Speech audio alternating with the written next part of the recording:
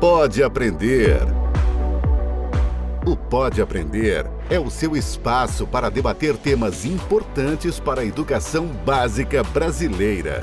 Uma realização da Aprende Brasil Educação. Olá, eu sou a Danaê Búbalo e este é o Pode Aprender, o nosso bate-papo qualificado sobre a educação básica brasileira. Que tal inspirar a sua jornada com boas ideias e também com muito aprendizado? Vamos juntos? O professor, ele é um executor estrategista, porque é o professor que faz a gestão do processo ensino-aprendizagem na sala de aula. Livro aberto. Analisar e interpretar dados é uma poderosa forma de aprimorar resultados, inclusive em relação a índices educacionais. Ao examinar cuidadosamente os dados de desempenho dos alunos, como taxas de evasão, características demográficas e outros indicadores, as escolas podem identificar as áreas de melhorias, entender melhor as necessidades dos estudantes e implementar intervenções direcionadas.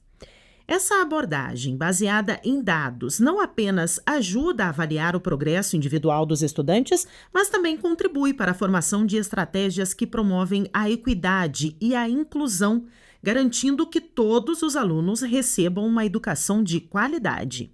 O episódio de hoje do Pode Aprender é sobre a importância da análise de dados escolares. Juntos, nós vamos entender os desafios e as conquistas desse processo.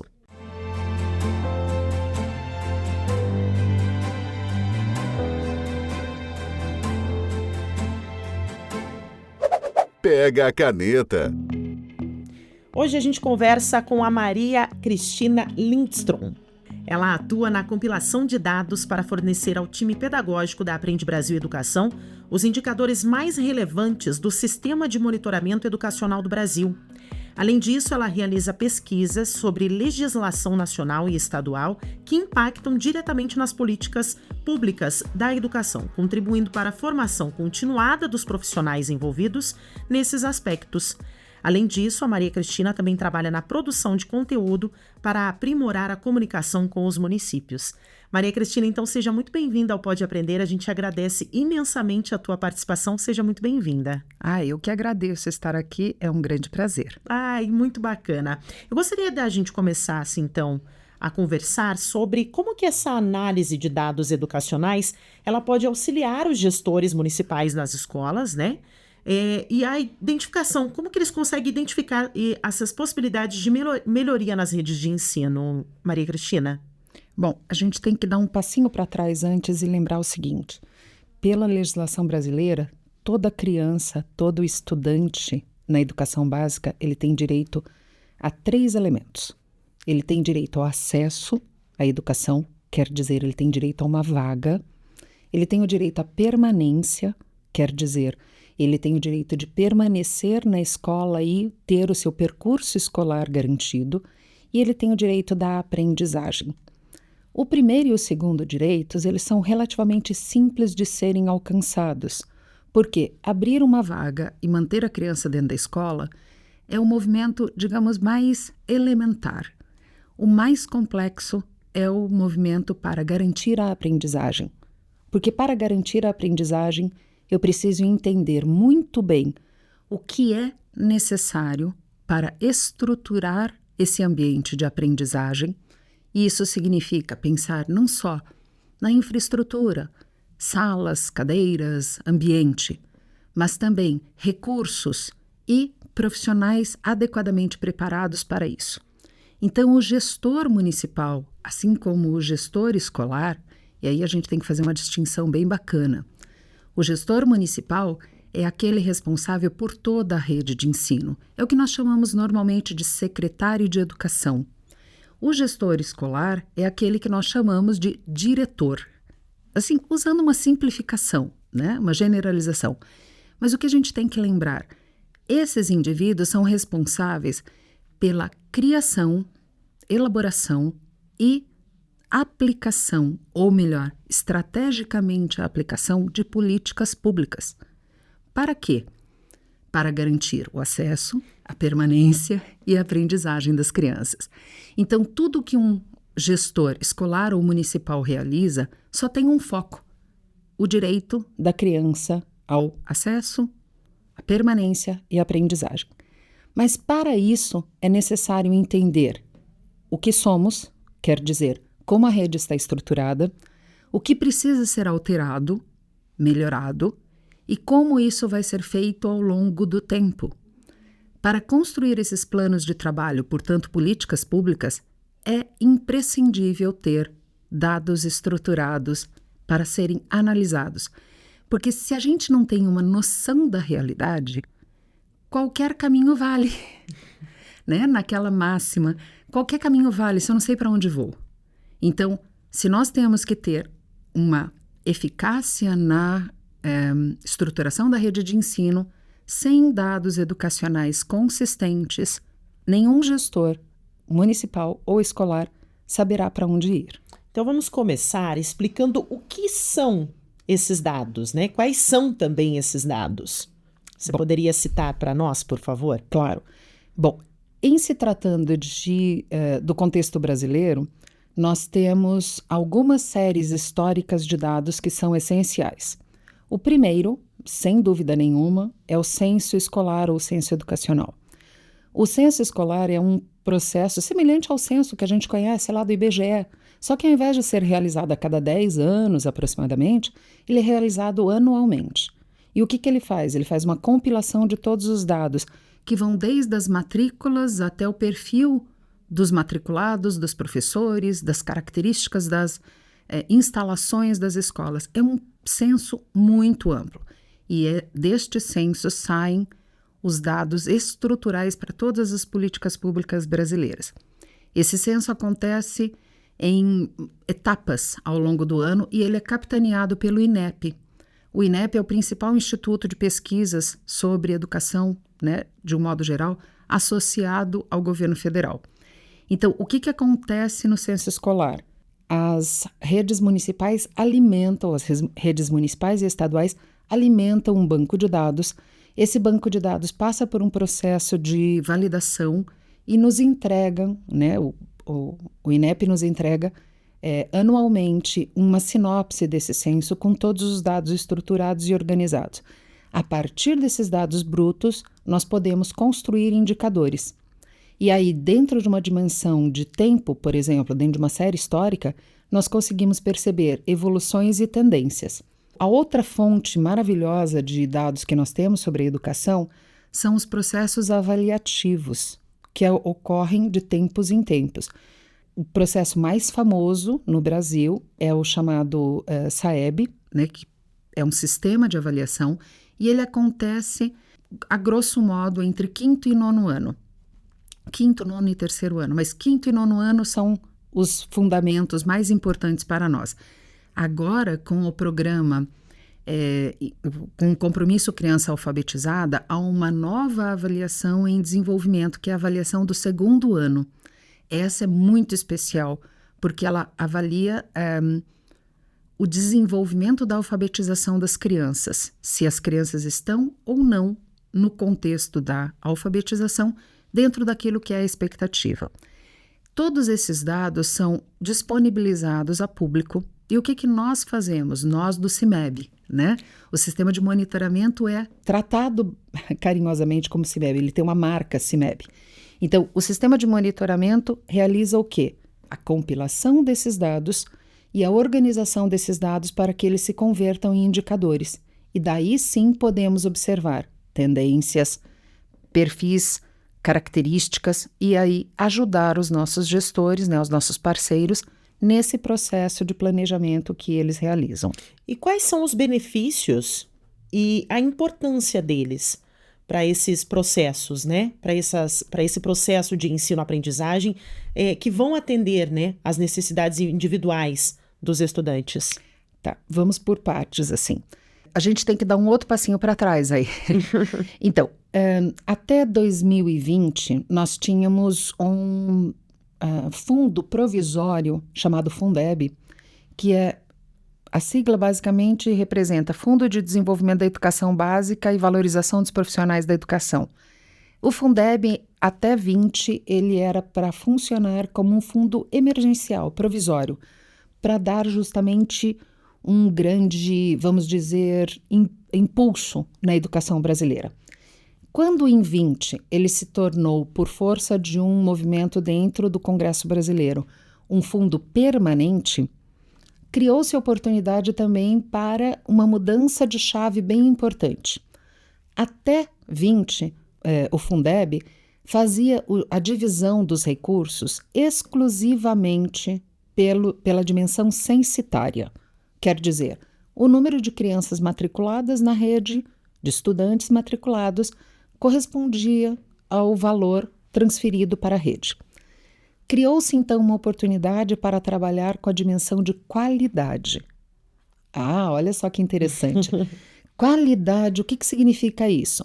A gente tirou, né? A quantidade e inseriu algo muito mais importante, que é a qualidade. Exato. Lembra que eu falava dos 3 direitos?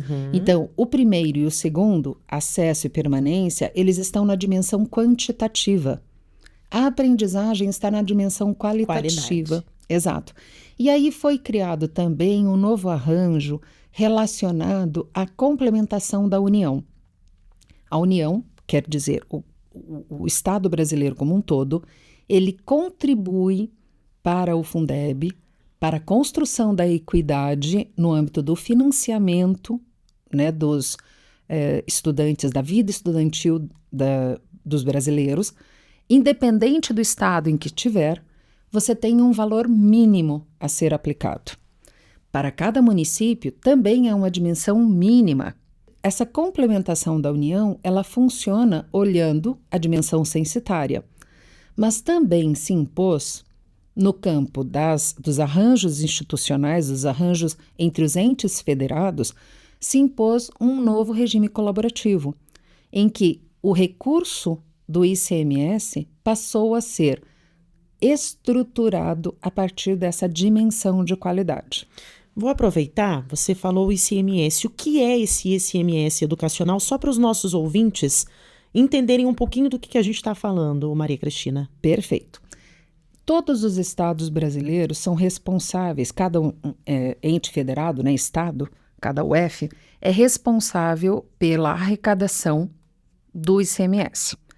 Esse ICMS, ele em parte é devolvido para os municípios por meio de um sistema de cota-parte.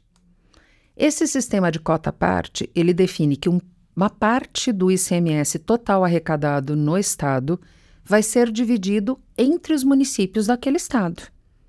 Aí olha que interessante, até a lei anterior, essa divisão era basicamente pela dimensão censitária.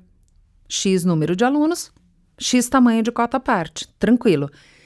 Aí houve uma mudança importante para que as redes municipais pudessem receber, para que os municípios pudessem receber essa cota-parte, passou-se a definir um valor, um percentual, ligado diretamente à qualidade de aprendizagem demonstradas pelos estudantes, né? Ou demonstrada pelos estudantes. Então, olha só que interessante isso. Se por um lado eu tenho o quantitativo garantido, por outro lado, aquelas redes municipais que investiram na qualificação do seu trabalho e, portanto, passaram a ter melhores resultados de aprendizagem, agora têm uma contrapartida, porque elas passam a receber uma cota-parte mais graúda. E esse é um grande desafio, porque, veja, a divisão da cota-parte ela é definida ano a ano. É como se a cada ano a gestão municipal tivesse que renovar um contrato de qualidade com a educação para que esse valor de ICMS fosse repassado de forma mais graúda para o município. E veja que isso tem uma dimensão muito impactante, porque aqueles municípios que pouco investiram, né, na sua qualificação, precisarão investir grandemente agora. Mas aqueles que já haviam investido estão numa condição em que essa renovação de contrato se torna mais simples, mais, vamos dizer assim, mais suave, com um investimento humano ou um investimento financeiro mais equacionável. Então, aí está o grande peso do ICMS educacional. E uma coisa importante, apesar do nome, quando a gente fala ICMS educacional, nós não estamos falando de um recurso que vai só para a educação. Ele é um recurso para o município todo. Então, se eu quero saúde, se eu quero segurança, se eu quero transporte, se eu quero obras de infraestrutura, eu tenho que melhorar a educação. Porque dali vem o fiel da balança para eu encorpar o meu repasse, né, o meu recebido de ICMS. Ou seja, os benefícios para que se tenha esses dados educacionais sempre atualizados e com índices favoráveis, ele é fundamental para esse processo de ensino-aprendizagem do município. Com certeza, com certeza. E aí vamos retomar aquele ponto que você havia colocado na pergunta anterior. De que maneira eu vou tratar isso para o estudante? Veja, a maior parte dos estados brasileiros definiu hoje meios de avaliação, e a tendência é essa, né, se coloca como essa, meios de avaliação que identificam, dão identidade ao estudante. Então, se no passado nós tínhamos somente a prova SAEB, né, a prova que era realizada lá no 5º, no 9º ano, no 3º ano, aquela coisa, um resultado genérico, porque eu tinha uma média de uma nota ponderada de toda a rede, tá? Hoje eu tenho a possibilidade, na maior parte dos estados brasileiros, do município receber o resultado dessa criança de 5º ano ou desse adolescente de 9º ano e assim por diante. Eu tenho a possibilidade da rede receber a identidade do aluno com o seu coeficiente de desempenho, com a sua referência de desempenho. E por que isso é tão importante? Porque numa rede onde há monitoramento desses dados, quando chega um ponto em que eu tenho 2º, 5º e 9º ano avaliados, num universo de 9 anos de vida escolar só do ensino fundamental, esse estudante, né, esse menino, vamos chamar assim, tem 3 momentos de avaliação. Então é possível perceber se esse menino está numa trilha de desenvolvimento para uma curva ascendente, estagnação ou uma curva descendente. E veja que quando a gente trabalha com o CIMEB dentro do sistema de ensino Aprende Brasil, nós não trabalhamos esse dado isolado, porque como o CIMEB se alia ao Sondar e ao ABILI, que são instrumentos de avaliação que estão dentro do composto do Aprende Brasil Sistema de Ensino, como a gente entra nesse universo de poder cruzar informações, o CIMEB olha para aquela visão global, o genérico. O Sondar vai olhar ano a ano para o desenvolvimento dos estudantes e o ABILI vai olhar para uma progressão de 3º, 4º, 7º e 8º ano. Para quem está trabalhando com educação, isso significa a possibilidade de você ir para e passo, como diz o povo, né? Para e passo, acompanhando o desenvolvimento das crianças ou dos estudantes ao longo do tempo. Muito bacana. E qual que é a importância agora dos professores? Qual é a importância dos professores, da equipe, da escola como um todo, para colaborar, a colaboração deles ativamente nessa coleta, nessa análise desses dados e também na interpretação das informações para que consigam elevar a excelência educacional e promover a excelência educacional, Maria Cristina? Vamos pensar que nós temos uma pirâmide, construir essa imagem mental, tá? Quando eu estou falando de um gestor municipal, ele está lá no topo da pirâmide e ele tem um papel. Esse papel é o papel do projetar e determinar políticas públicas. Os gestores escolares estariam no meio do caminho, seriam mediadores, porque eles devem levar essas políticas, que são mais amplas, para dentro da realidade da sua escola e, portanto, da sua comunidade escolar, e fazer, então, as adequações. Porque se eu tenho uma rede de ensino de muitas escolas, por exemplo, eu não posso dizer que essa política vai servir igualzinho de um jeito ou de outro, sem levar em consideração as realidades de cada unidade escolar. Os professores, em contrapartida, eles são os grandes executores. Mas eles não são executores como se você estivesse dizendo assim, eles são operários que vão apertar parafusos. Não, muito pelo contrário. O professor, ele é um executor estrategista, porque é o professor que faz a gestão do processo ensino-aprendizagem na sala de aula. Então, vamos imaginar o seguinte cenário. Se eu tenho uma criança no segundo ano, que ao ser avaliada tem lá indicadores de performance X, e eu consigo identificar dentro dessa performance quais são as habilidades que essa criança já desenvolveu plenamente, tá? E quais são aquelas que ela ainda não desenvolveu ou ainda não demonstrou ter desenvolvido, eu, professora do segundo ano, pego esse mapa de habilidades que a criança já demonstra e digo, ok, aqui eu vou trabalhar na manutenção. E eu olho para aquele mapa de habilidades que a criança não demonstra ainda e digo, ok, vamos colocar foco nisso. Será que é urgente eu trabalhar com isso agora? Será que eu posso trabalhar no próximo mês, daqui a 2 meses, ou posso trabalhar no terceiro ano? Quando acontece esse planejamento estratégico, o professor aproveita o seu tempo para olhar aquela metáfora que a gente constrói, né? O copo meio cheio e o copo meio vazio. O copo meio cheio é conquista. Eu vou manter essa conquista. O copo meio vazio é o desafio. Mas o desafio não é lotar esse copo de uma hora para outra. É planejar a progressão do currículo para que eu possa chegar a esse copo cheio, respeitando as individualidades da criança. Aí sim a gente volta àquela questão. Preciso olhar para a criança individualmente? Sim, porque cada criança tem o seu tempo, cada criança tem a sua característica e vai desenvolver um conjunto de habilidades de uma maneira que a tornará competente para as 10 competências que a Base Nacional define. Mas isso é um processo. E esse professor, então, não é um simples operador. Ao contrário, ele é o grande estrategista, porque ele tem que trazer a sua estratégia para um universo, sei lá, de 10, 20, 30 crianças.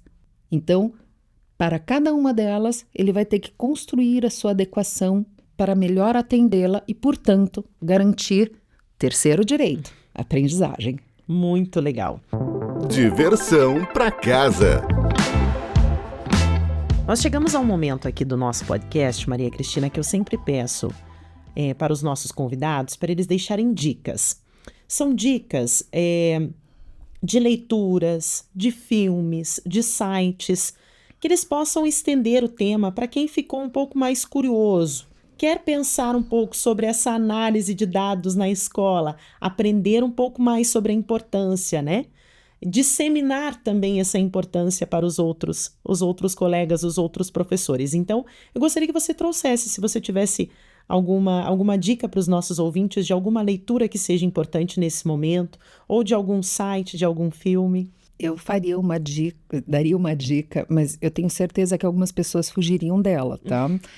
Porque não existe nada mais elucidador do que fazer a leitura de relatórios que o próprio MEC apresenta.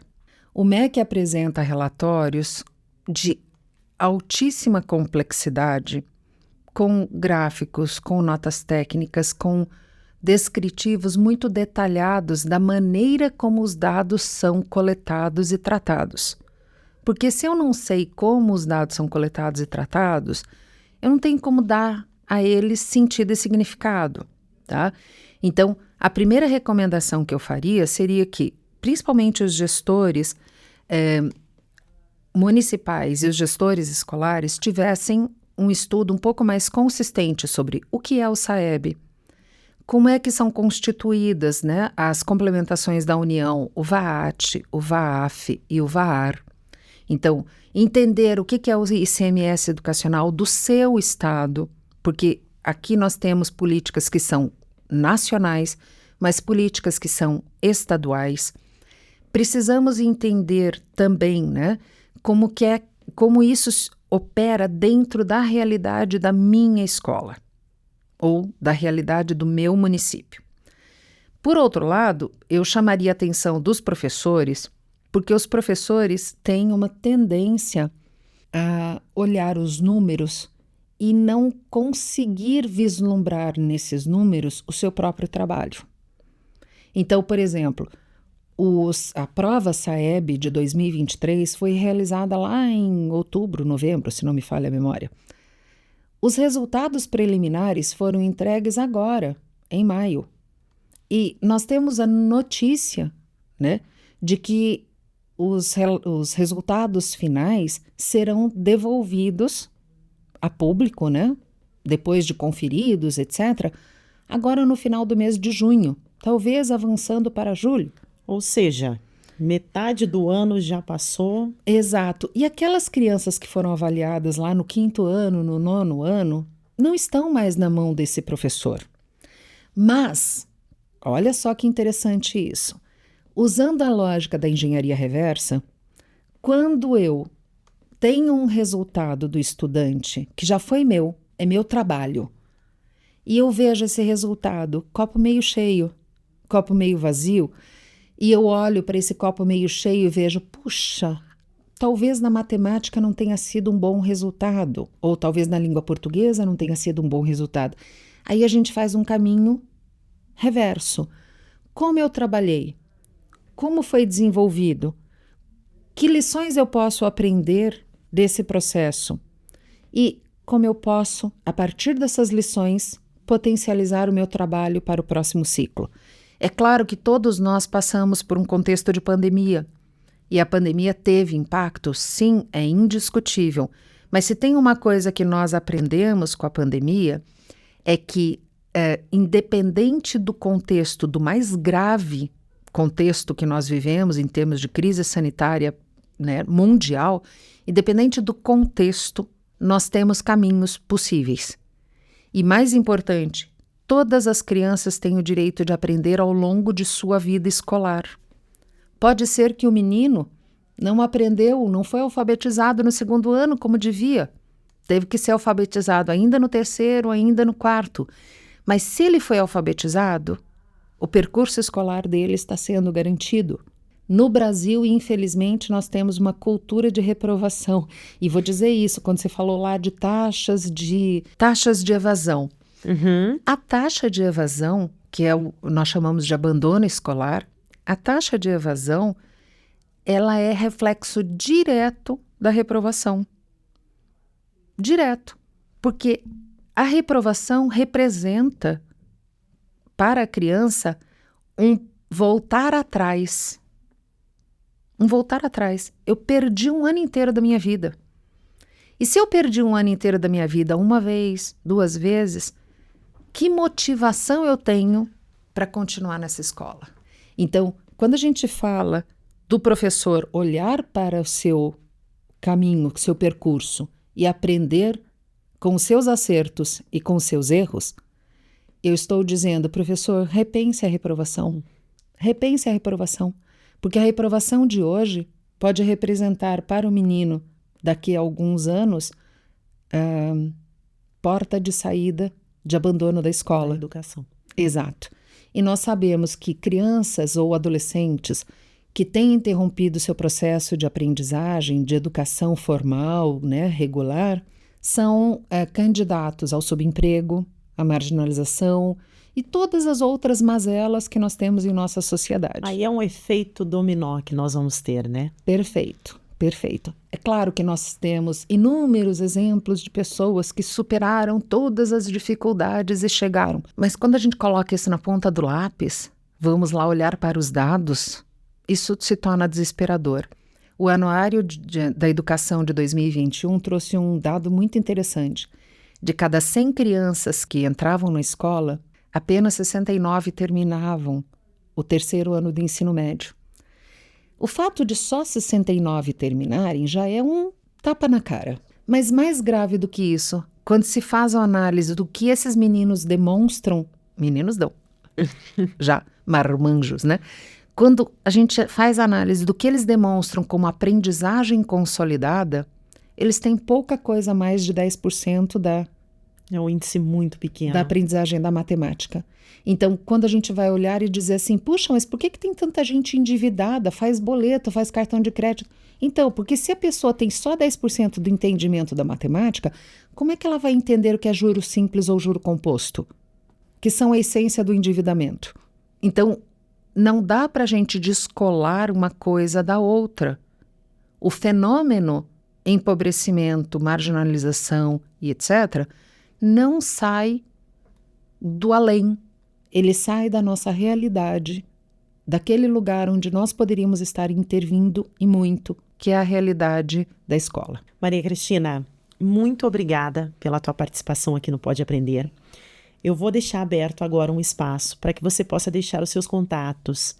Quem ficou com alguma dúvida ou que queira fazer uma troca de conhecimento contigo, se você puder deixar os seus contatos, as suas redes sociais, o e-mail, eu sei que o pessoal gosta muito do e-mail porque é uma forma de contato bem fácil. Então, se você puder deixar também os seus contatos aqui para os nossos ouvintes, por favor. Perfeito. Bom, vocês sabem, eu sou consultora educacional e atuo na Aprende Brasil Educação, com a gestão de 2 grandes sistemas, que são o CIMEB e o NAME Indica. Os 2 sistemas, eles estão sob minha responsabilidade direta, né, junto com toda uma equipe de trabalho, mas nós atuamos diretamente. Meu principal contato é o institucional. Perfeito. Né? Então, meu contato institucional é o MC Maria Cristina, MC Lindstrom, tá?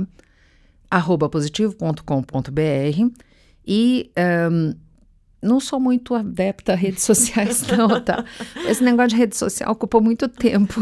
Então, eu tenho uma tendência a ficar um pouquinho distante dela, mas o e-mail é o nosso meio institucional mais eficaz de comunicação. Não, e com certeza o pessoal, os nossos ouvintes estão acostumados com o e-mail, e eu acho que é uma forma muito fácil de vocês fazerem essa troca. Então, mais uma vez, eu quero te agradecer, Maria Cristina, pela tua participação, e agradeço também a você que nos acompanhou em mais um bate-papo qualificado sobre a educação básica brasileira. Lembrando que o Pode Aprender é uma realização da Aprende Brasil Educação com a produção da Aluri Studios. Para comentários e sugestões, basta enviar um e-mail para aprendebrasil@positivo.com.br. Acompanhe os próximos episódios do Pode Aprender na sua plataforma de podcast preferida, nas redes sociais e no site Aprende Brasil. Até mais!